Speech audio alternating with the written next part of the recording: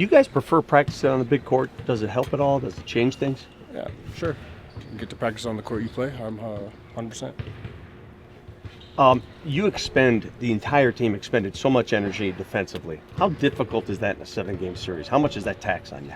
I mean, that's what the playoffs are about, just, playing hard and competition and getting over that hump. So we're ready for it. We knew what we're getting into, and it's just fun to kind of play that kind of basketball. Can you take me through your vantage point on the game winner for Aaron Gordon? I saw you there at the top of the key, but what was your vantage point when you saw Nikola Jokic just put the ball up? Did you think it was going to go in right away? What were you thinking? What were you seeing? I mean, with him shooting, there's always a chance, but no. I can just tell by the way he shot it. And the trajectory of the ball landed in AG's hands perfectly, and it was a wrap from there. Yeah. How much momentum or juice can you guys carry over from the way that game ended, pulling out that dramatic It's win? good. I mean, but we can't dwell on it. That was a couple of days ago. Obviously, we have a game tomorrow. We got to focus on and get that dub. We don't put that work to waste. So it's on the next for us. What did you see on film just in terms of what that zone was able to do to affect you guys in the fourth quarter? I just thought we got conservative and just kind of let the aggression just turn. They kind of turned it up, and we just kind of relaxed or tried to coast to the rest of the game. And in the games like this, you got to play aggressive all the way through, miss or make, and that's really what the game's about.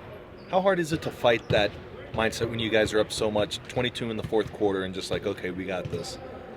And like, how hard is it to not coast in that situation? Every game is different. Some games you don't coast, and then same thing happens. Just basketball, the way the ball bounces. Jamal, have you guys played your best basketball yet?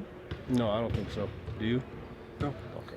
Jamal, you talked about setting the tone and not letting the refs kind of dictate or the papers dictate physically. How do you guys think you responded in Game 4 in that category? I think it was good. I just think we got to do more of it. I think it's 3 more games left. I think it's going to be even a heightened alertness to that. And I think, over the years, the refs do a good job of just kind of adapting to the game goes. And, especially in the last 3 games where it's best out of 3 and everything's on the line, I think it's going to be the same thing and more. So we got to bring that same kind of intensity and the same kind of focus like we did to start the game, and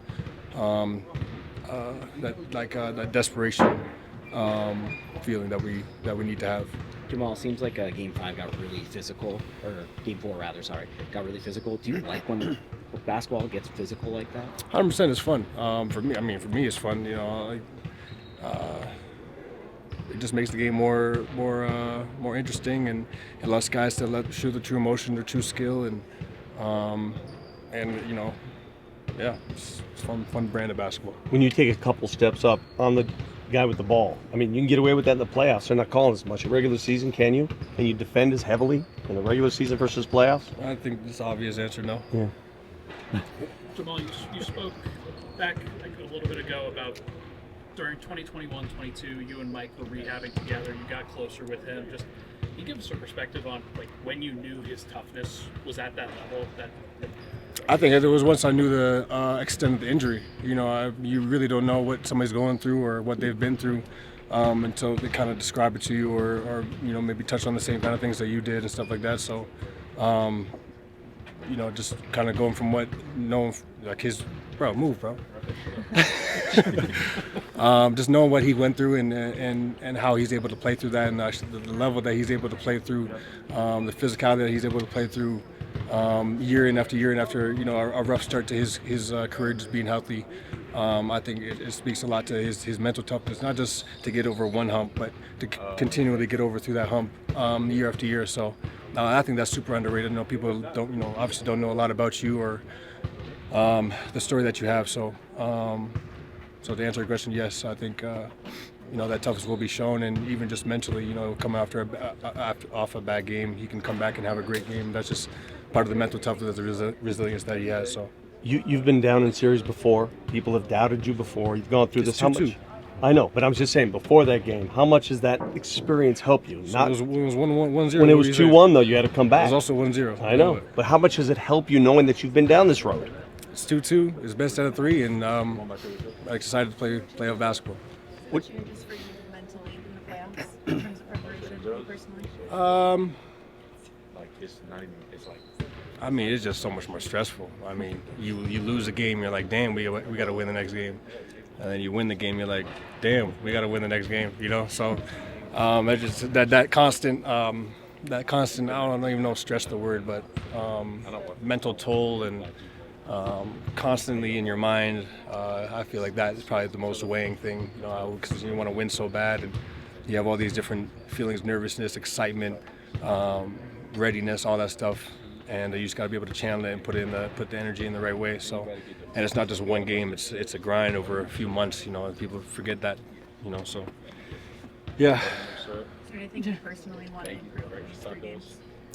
Just getting the win. I mean, we can always improve. Everybody can improve, making jumpers and playing better defense and all that. Yeah. But I just want to win. If I have 10 points and we win, man, great. We move on to the next round and we all live to fight another day. So, yeah.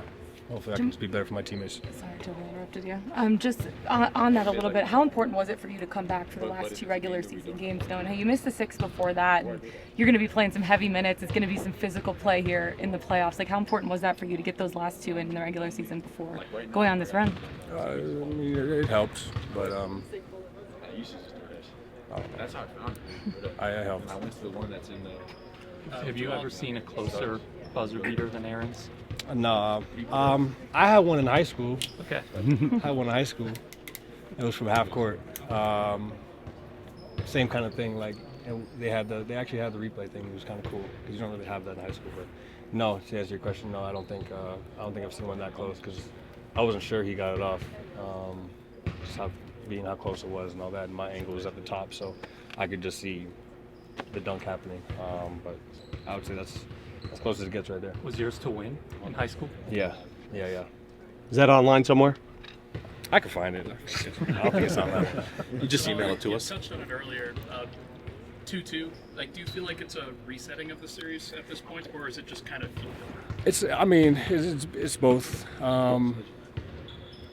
I don't know. It's like you win a game and everybody's mind shifts, and then you lose a game and everybody's mind shifts, and then you win a game and as a player you don't have that luxury. You just even kill. You believe in what you believe, and you got to focus on that. So all this back and forth and whatever. It's like, bro, it's 2-2. Now it's best out of 3.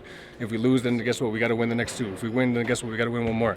That's the reality of it. All this back and forth is just whatever it is for you guys. But for me, it's just on to the next. Thank you, Jamal. Yep. Thank you, Jamal.